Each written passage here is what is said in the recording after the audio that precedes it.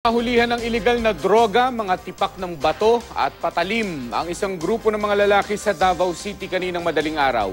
Ayon sa mga opisyal ng barangay, posibleng nagbalak makipag-riot ang mga lalaki. Makibalita tayo kay Rial Soroche ng GMA Davao.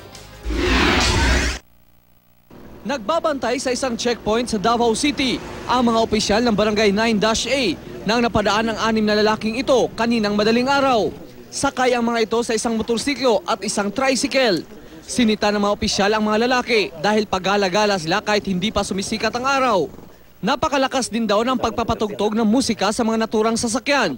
Nang busisiin ang mga lalaki, nakuha sa kanila ang isang pakete ng marijuana, mga bato at isang mahabang patalim.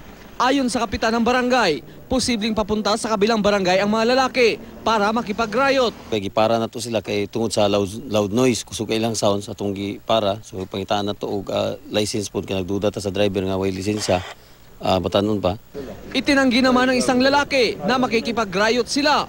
Pang-depensa lang daw ang dala nilang deadly weapon. Dipinsan ako sa akong sarili, sir. Hintay ka na mapakiwan ko sa ngit-ngit kayo. Namoy uban naman manulis good, sir. Bahala gumatay ko, sir. Sumusukol ng bugopon. Inamin naman ng isa pang lalaki na sa kanya ang nakuhang marijuana. Ay, ang marijuana sa mua.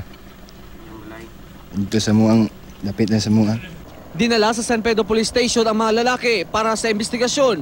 Maharap din sila sa kasong illegal possession of deadly weapon at illegal possession of prohibited drugs.